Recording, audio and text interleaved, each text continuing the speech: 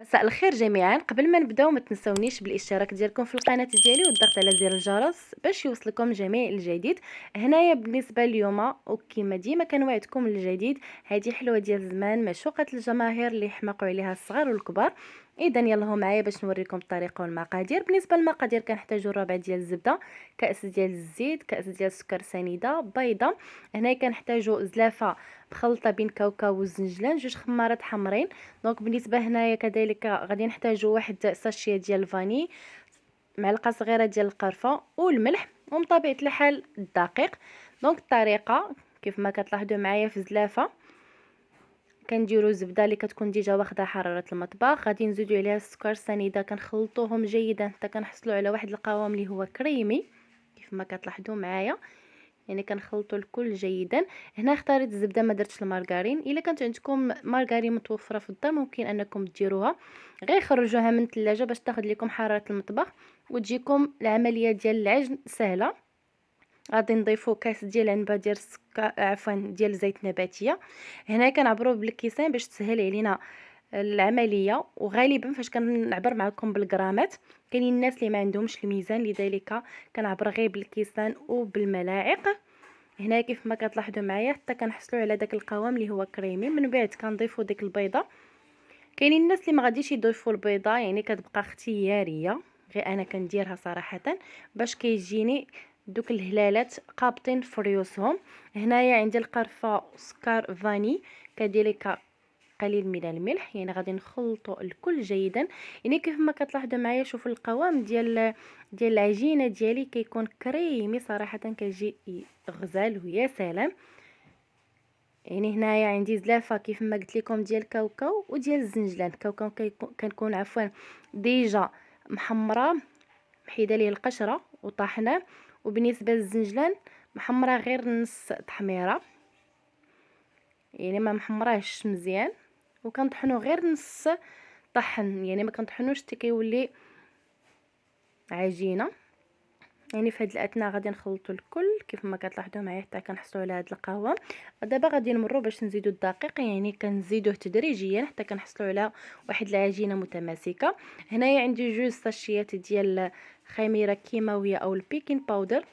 يعني كما قلت لكم غادي نزيدوا الدقيق بالتدريج، يعني كاينين على حسب نوعيات ديال الدقيق. هنا كنستعمل الدقيق الابيض الممتاز.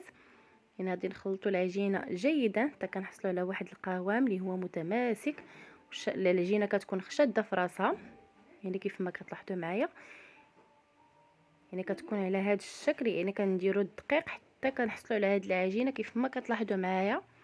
من بعد غادي نمروا كنشكلوهم على شكل كعب الغزال القديم ماشي جديد بطبيعه الحال.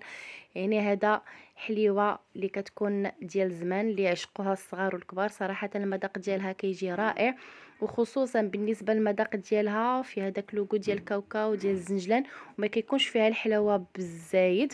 عليها كنحتاجو سكر ثقيل او سكر كلاصي باش نفندوها في الاخر، والناس اللي ما كيبغيوهاش يعني كيبقى اختياري. يعني غادي نمروا نشكل معكم داك العجينه على هذا الشكل، ناخذ معكم وحده والثانيه.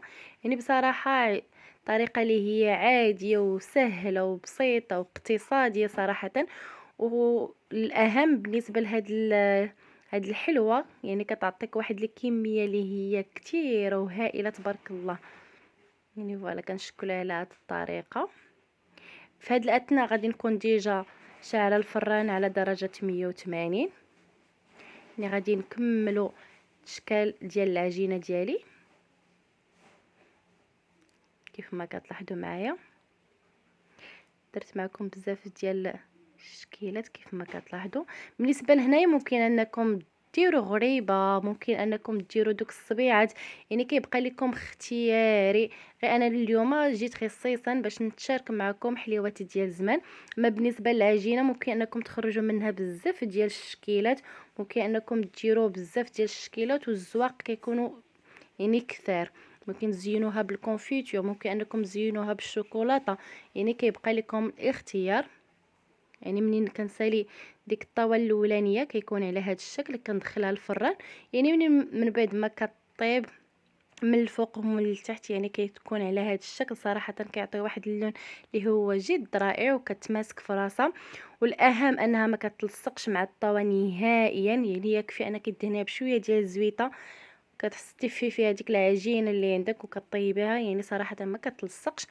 يعني كيف ما كتلاحظوا في هذه الاثناء كنكون كنفندهم في السكر الثقيل او السكر كلاصي.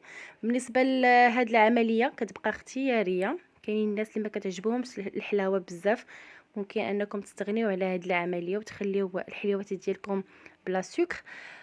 يعني بالنسبه للشكل ديالها فكيكون على هذا الشكل. فكنتمنى ان شاء الله تنال الاعجاب ديالكم، وما تبخلوش عليا بلي كومونتيرات، وما تبخلوش عليا بالجيمات. يعني مره اخرى ان شاء الله، مع السلامه.